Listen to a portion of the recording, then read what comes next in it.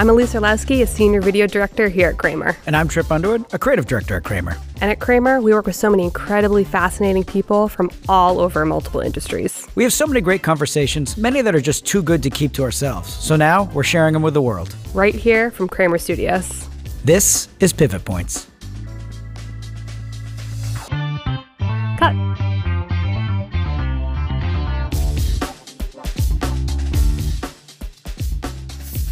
Hello, and welcome back to another episode of Pivot Points.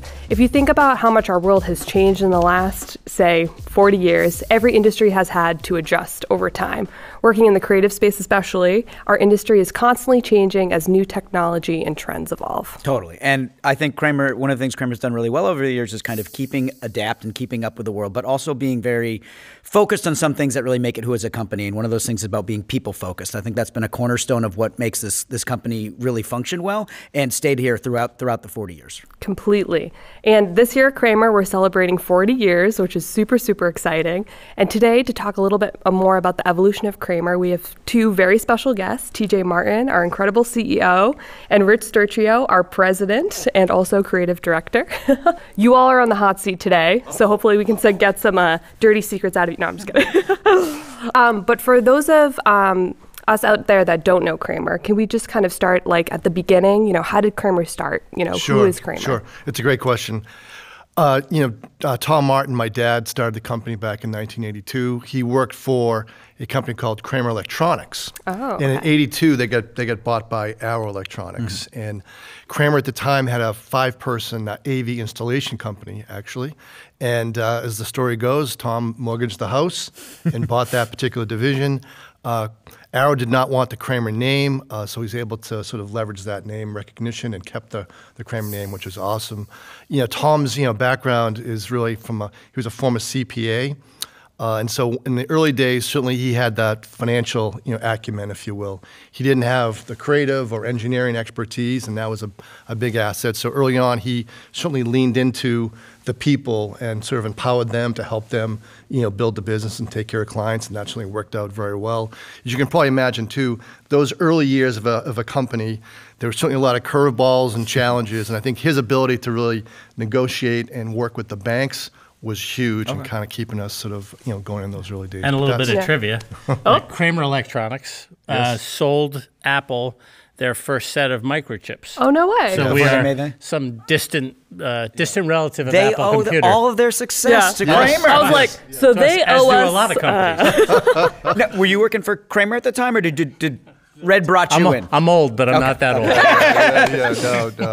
old. No. But I would say this, too, just to pivot over. I mean, I think the person next to me here, Rich Sturchio, back in '82 in the early days, Tom brought on a great guy from BU. Red being a BC guy, it was a little unusual, but he obviously brought on Rich from BU, and Rich has certainly been a pillar of our organization, and we're fortunate to have 4 people who were at the very beginning and are still with us today, which is I think a great accomplishment. In the early days, every morning after the bean pod, in the early and mid '80s, BU was dominant. The bean pod it was the quietest morning. When I'd come in and charge into his office and go, "Did you see the game?" Oh, he saw it.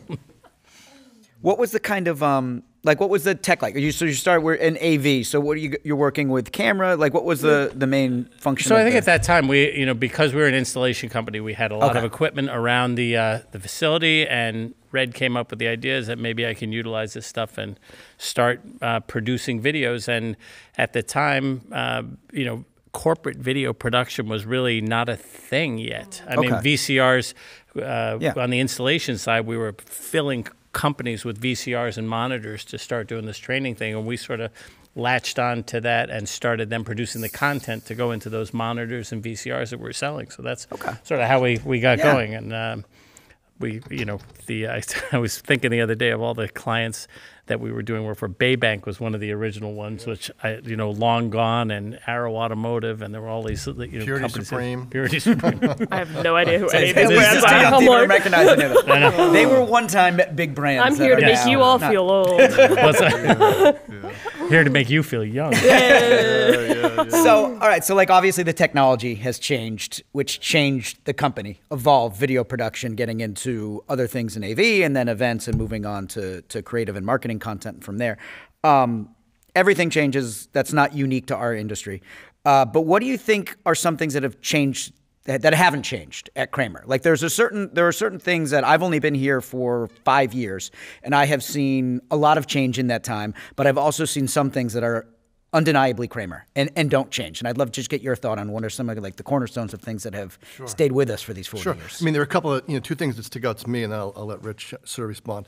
As we've talked about here a little bit, we started in that, AV installation world. So I think a big part of our world has always been in that technical execution part of things. Yeah. And that's really been kind of the deep sort of platform and foundation, for the company. That's allowed us to then build on the creative and design aspect of things, build on the strategic offerings that we have. But, that technical foundation has been huge, especially trying to navigate the last 40 years, even the last 2. I mean, the complexity of our world has just increased so much, and having that technical foundation has been a huge part of it. The second thing that I go back to, and we've chatted about it, is the people side of things. I think Tom started very, very early on. Again, good news, bad news, he wasn't really in the creative engineering side of things. So again, he intentionally kind of really looked to, hire the right people and really empower them the right way. And I think we've really kept that sort of focused, today, is bringing on the right people. We've got a tremendous, studio, model, and, give the team the tools, what they need, and they're going to take care of the clients and create great outcomes. Recognize both an opportunity and the fact that that opportunity was a blind spot for him, and then surrounded himself with the right people to help fill it. I think also the other important thing is, as he said, because Tom was an accountant, we didn't come in with some predetermined notion of who we wanted to be or what we wanted to do. So we were kind of able to follow the needs of the clients, and we would sort of drift in and out of businesses that we thought, well, this is what the clients are asking for, so let's go into that. So we didn't start out, we're just going to be a video production company and that's all we're going to do. We were like, oh, the infancy of that, we talked about the infancy of the video production business, but the event world was also in its infancy, because in 1982, they were literally just coming out with video projectors. Like, you didn't have them up until that point. Slide projectors. Slide projectors. Slide projectors, and we went. We went from. You go back when slides were popular. We found out that the turnaround time for changing a slide was ridiculous, because you had to go to someone else and get that and get it processed. Yeah, I heard it took like 3 days if you had to change something on slides. Yeah, at rush charges. And so, again, we acquired. Which is like insane to us. We have people making edits to slides 13 seconds before they go on stage now. So the idea that you had to get a CEO keynote to agree to a change to his or her slide 5 days in advance blows my mind. But we did, because of that, we bought into the slide business, and we were making slides so that we could cut that 3-day turnaround down to 24 or 8 hours if it was necessary. So that's just another example of, we didn't want to be in the slide business. It was awful. Right. But that's what the clients wanted and they were hoping to get. So we said, all right, well, we'll go do that. So, and I think that sort of really defined who we have been over the past 40 years, is let's figure out where the needs are and move to them. Yeah. And I know you're talking a lot about kind of starting in video production. What was kind of the transition into being in the event space? You touched on it a little bit, but like, how did we really start, getting into events and stuff like that? I'll just, kick into it. I mean, one of the areas that we first started really getting involved in the event was actually in the trade show world. Okay. In the trade show world, back in the day, folks wanted to, rent gear and equipment. And then slowly and surely, our clients were also asking about, well, we're going to these programs, we need content and stories to engage with our audience. You spend all this money on equipment, and then you're shining it on a super boring headline. You just wasted a bunch of equipment money. Money. Exactly right. So again, I think that, then getting into and sort of integrating sort of the creative storytelling, for companies in the trade show space, really, and now I think also it really exploded. The trade shows, Comdex, Interop, back in the day, became very complex, creative expressions, and we worked with some big brands to kind of tell us. So those are maybe the big early events, and then obviously we get involved with folks like PwC and others to do more complex work. But yeah. I think I've always likened, especially in those early days, I always said we were sort of like a design, build, construction firm, where we were able to connect the creativity, so the design, with the execution. So We could provide answers faster. We could always, and it's still one of the things we talk about all the time, is about doing the right thing. So a lot of times the right thing isn't, what's up here or what's down here. It's the right thing for the client, for the budget, for the audience. And we're able, because we merge the technology and the creativity, we're able to sort of work through what is the right solution for that. And we've always been relatively agnostic on what sort of media we were going to deliver. When we were, we had for a long time, we were in the digital space, and we're still in that a bit, but less to net at this point now. But it was important for clients at that point, so we always said, well, we just want to provide the right solution. It doesn't matter if it's video or an event or whatever. So that's been I think like that we sort of caught the wave of understanding that sort of event landscape, and we just looked for ways. How can we intentionally look for ways to continue to kind of add value and make a difference? It was certainly creating some of these big, opening experiences and opening video pieces. Then that certainly led into the executive presentations, and the executive presentations became into being a little more thoughtful about the messaging and what's being said and how we kind of marry that together. And I think the messaging and that side get into the strategic, part of event programs and strategic part of communication. So we then sort of, leaned in and kind of built out that side of the organization too. What makes a good event is going to change based on technology, but our clients still need a good partner to pull it off.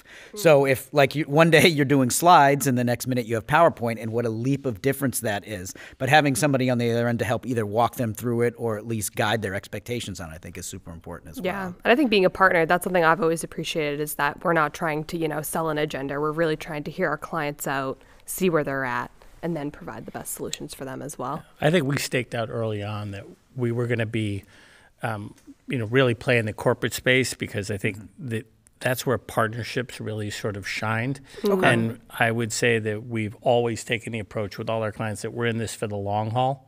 Like, I don't really care what we're doing today, whether it's big or small or whatever. We're going to do the right thing. And in that, we're going to be with you for a long time. And that's been our approach, and it's worked out for us. Yeah. Kind of talking about, as we're kind of looking back, but in the last few years, we've definitely, especially the past two, have gone through a ton of changes. What do you think has really allowed us to be able to kind of, not a plug, but literally pivot so quickly and be able to adapt kind of in these unprecedented times?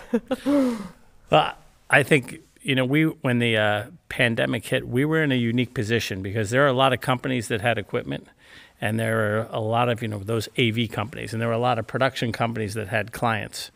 We're in the unique position of having equipment and clients. And so we were right out of the gate working with our clients to say, what do you need?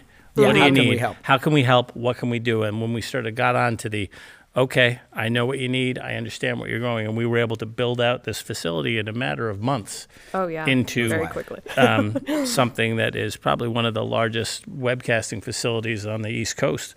And that connection and partnerships that we had, where we could say, what is it that you need? What'll work for you? What'll work for us? And being able to move on it quickly was, I think, great for our clients, and obviously it played out very well for us too. Yeah. Yeah, I mean, just to play off what Rich said, certainly the speed has been unprecedented in regards to what we've gone through. I mean, totally. the typical event project, would be 3 to 5 months. I think it pivoted into 3 to 5 weeks, or less. Yeah, literally. Or less. I mean, in the same time on the content marketing side of things, where you may have 90, 120 days to do a program. I mean, Tripp, you're intimate in some of this work. I mean, again, it just got so compressed. I think one of the big assets has been the diversity of the people that we've been able to kind of talk to and activate. So when the call does come in, to be able to kind of pull together sort of the diverse thinkers and people, maybe on the design side, maybe on the writing side of things, engineering, that nimbleness has been huge. So I think we've been able to, quickly help architect the approach, and then certainly huge is the diversity of the studio, and be able to kind of activate that. May it be on the virtual studio side of things, or on the content side of things, has been a huge asset, and being able to kind of deliver in those compressed time frames. I was shocked, and I will say very pleasantly surprised. I was very nervous to see the way this building activated when we did make the switch. There were guys that came in from the warehouse that were helping us build things and then learning about the equipment. And then 3 months later, they were helping run some of those broadcasts. Right. And then also like striking it and setting up a whole new technology again. Guys that used to do operations for parts of our business that paused needed something to do, and Cramer wasn't going to let them go. So we started training those guys up to learn new skills, and some of them are still doing it to this day. So not only the physical transformation, but the way people were able to be the next person up, I thought was really impressive. And I think a real testament to the leadership is the way that you empowered those people to like take a swing at it. Like, we're all kind of in this together. If you want to learn something new, this is the best possible time. And it really worked out well. Mm-hmm. Yeah, I think that really showcased Cramer at his best. And I don't mean leadership alone. I mean the whole company. No, I think top to bottom. There wasn't a time during that, we said those first 3 months were a little rough over trying to figure things out, and everyone. No one knew what was going on. But everybody from the top to the bottom went in with an open mind, and so like, how can I help, and what can we do, and what's going to work, and I think that brought us as a company really closer together. And I think we learned a lot about ourselves and what we could do and how much everybody cares about each other. I think it was an important time for us. Yeah, I think it certainly amplified the culture that we had. I think it also amplified the value with the clients too. I think they really kind of saw us, very deeply too. So the turnaround, the ability to deliver, because we were just firing at all cylinders. Like, you're not going to get that anymore. What do you see for the future? You're at different stages of your career. You've been here the whole time. You've seen a lot of change. What are you thinking about for the next 10, 20, 30, 40 years? What keeps you coming in every day, and what do you hope to see the company grow into? Well, I can say this. I've been here it's closing in on 40 years, which is really, that's a little scary, a little crazy. It's your Cramer birthday.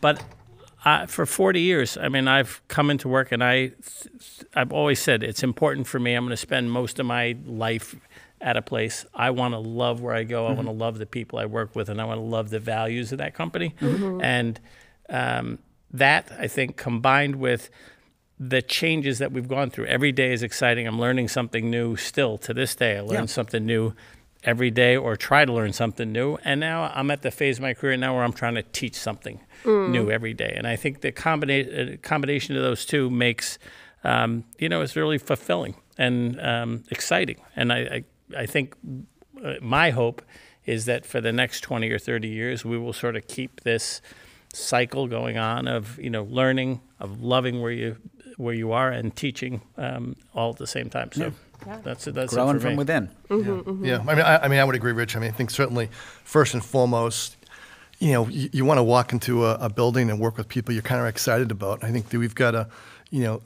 think to our credit, we've done a great job with sort of the culture and the energy that's within the building, and the people are great. So I think you certainly enjoy to work with them. We also talk about, we're not on some quest to sort of be this big agency. I think that we're really trying to focus on being, exceptional. And though we've been around for 40 years, I really feel like we're still pretty young at heart. I think that our best days, are really ahead of us. And I think the exciting part is seeing you've got great people, and just also seeing the opportunity that really is in front of us as a group and as a company. That's going to be leading to success and development for people as well, but it's a bright future, and it's fun to come into work every day, and it's great to be part of it. And certainly a guy like this next door, I can't say enough in regards to. No, and honestly, I can't say enough in regards to. I hear you calling me old. That's what I'm hearing. Yeah, I'm old too. I'm old too. A little behind you, but all seriousness, I think that if you want to get a little bit of sense of who Cramer is all about, I think this guy right next to me, Rich Sturchio, has been at the heart of Cramer. I think that he's a people person. He's focused on the frontline folks behind the camera here, and I think he's helped us stay grounded with the right principles and right values, and I think that's been a great part. So I appreciate all you've done. Not to pump his tires anymore. But. No, it's true. It's about people. Triple cut me down. It's about triple cut me down. For a BU guy, he's done a not great bad job. for an old guy from BU. Yeah. I will say a wonderful mixture of creative and technical knowledge because he starts Exactly talking right. about lights and Exactly camera right. stuff, and it's just a string of boring ass numbers, and I going tune over out. here. Yeah. I'm glad somebody else is paying attention. And then I show him a TikTok, and he's like, "What's that?" He thinks it's a Tic Tac. He's like, "Oh, I thought you were giving me a mint." Just kidding. This is Just all kidding. cold. We were being too nice for a Cold. little You're cold. Now he just feels even, just the way he came bit. Even keel. Well, TJ and Rich, we really appreciate you taking the time to be here. It's very exciting that we're celebrating 40 years, and hopefully, we'll be able to celebrate another 40. Absolutely. Awesome. But again, thank you all for watching, and stay tuned for another episode of Pivot Points.